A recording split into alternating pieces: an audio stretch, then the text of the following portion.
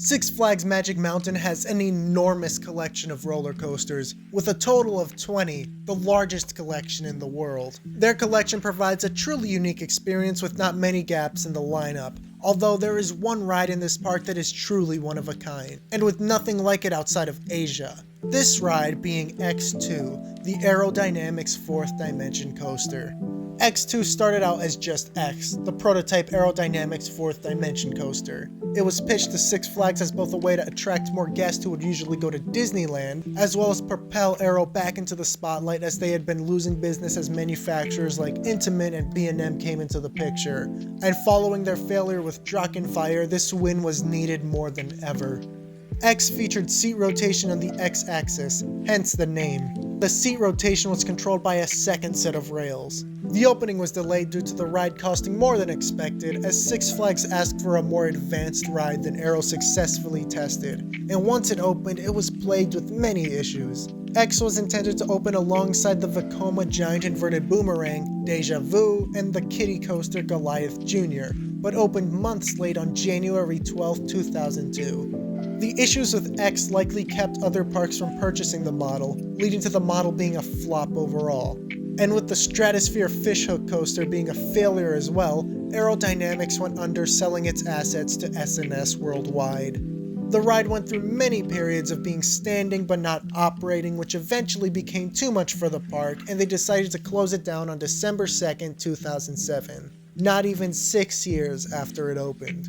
The renovation process started and brought S&S onto the scene, where they brought in new trains, special effects, on-ride audio, and a brand new paint job, turning the former X into X2. It reopened on May 24th, 2008 at a height of 175 feet, a drop of 215 feet, a top speed of 76 miles per hour, and a total length of 3,610 feet. Once exiting the station, the train does a 180-degree turnaround into the lift. As you go up, you'll get some great views of the park, and you will be uneasy as you have no idea when exactly you will reach the top, as you are facing backwards. Once reaching the top, the train will enter a small dip before entering the drop, which is only 88.5 degrees for some reason.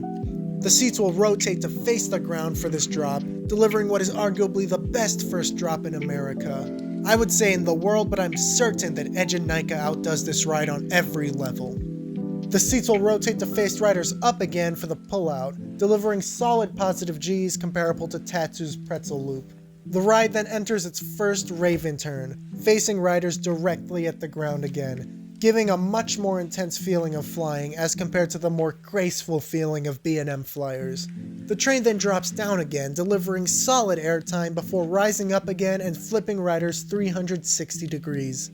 This is where the ride enters its weakest element, the 180-degree turnaround. This element just kind of turns the train around. Once exiting this element, the train flips and enters its second Raven turn, by far the most brutal element on the ride, as the seats can jerk you pretty badly. If you're prepared for it, you'll be fine, but the farther up in the train you sit, the better. The train flips one more time as it enters the final brake run. Overall, X2 is amazing, and despite its flaws, it's one of the best prototype coasters out there. It can be rough, and it does have some filler elements that are improved on the S&S models, but this is still a great ride and one that I cannot imagine Magic Mountain without. The further up you sit in the train, the better. As someone who always picks backseat, front is by far the best on this ride. I'm going to give X2 a 9 out of 10. Amazing ride, and one that I believe everyone should experience at least once. Another great ride in Magic Mountain is their multi-launch, Full Throttle, which I have a review popping up in the card right now. I'll see you there.